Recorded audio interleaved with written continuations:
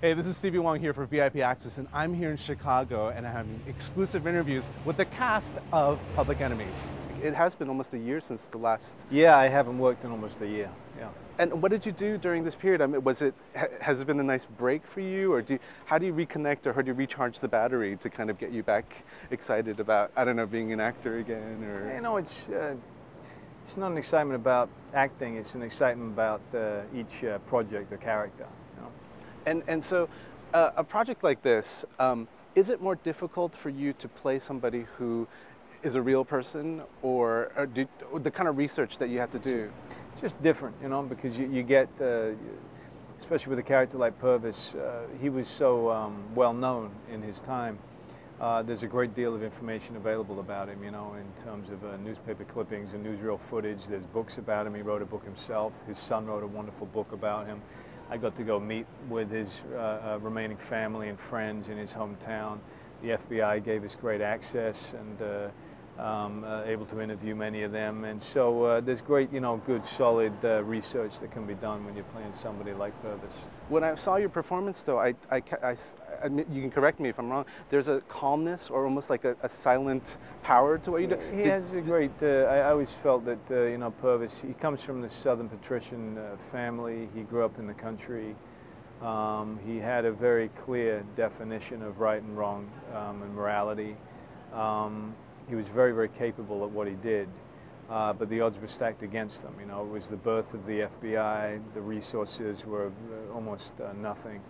The odds against them catching these criminals, you know, just so stacked against the law enforcement. It was just stupid. But throughout, you know, he has this great quiet nobility, which.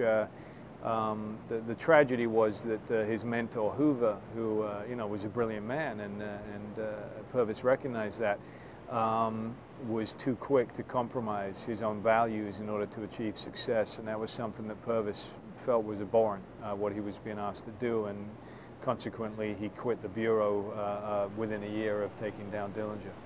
To play a film that's set in Chicago, and you were here for Dark Knight, what kind of relationship, personal relationship, do you have with the city, and what does it bring? Well, it's a very different relationship with the two different movies. You know, the one is all about shiny, contemporary glass and steel with The Dark Knight, and what's fantastic about the city is then you can equally make Public Enemies, where it's all about the period and needing and requiring the real locations, and you have them all, you know, sitting shoulder to shoulder. If you were given the opportunity to play the Dillinger role, would you have approached it in a different way? I mean, now that you've seen Johnny's version, you know, I can't even consider that. You know, I think Johnny does a spectacular job with it.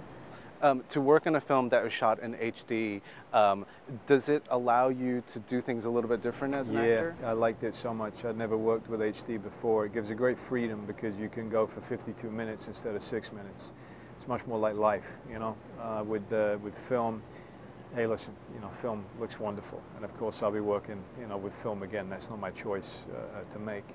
But HD was for me much more like life, where you just did not have to pause and take a break like you do with film. The feeling that I got when I watched the film, it was almost like I was standing right behind you in certain scenes, and so that kind of closeness, is that freeing for you as an actor? Very much, you know, and I'm a kind of actor, I tend not to want to know particularly what sort of camera setups I'm working with. With the HD and with the fantastic operators and DP and Michael, I often wouldn't even know that they had shot my close-up already, and that's the way I like to work. I like to be oblivious to that side of it. That era, these men were so fascinating. They were like rock stars, but nowadays, you know, a criminal is who they are. I mean, and so what do you think the fascination was at the time, and do you feel that the role of a man has changed so much so? Well, I think that time could come again, where you can get, you know, a criminal who is championed by the people. Absolutely, you know, that's just a product of the time, and there's absolutely possibilities that could happen again. I mean, we're seeing correlations with the recession. Not as extreme as it was back then, but certainly, you know, the Dust Bowl created the climate for somebody like Dillinger to be championed and to have great affection towards him from the people, because he did appear to be taking it back for himself when so many people had been screwed over by the fat cats.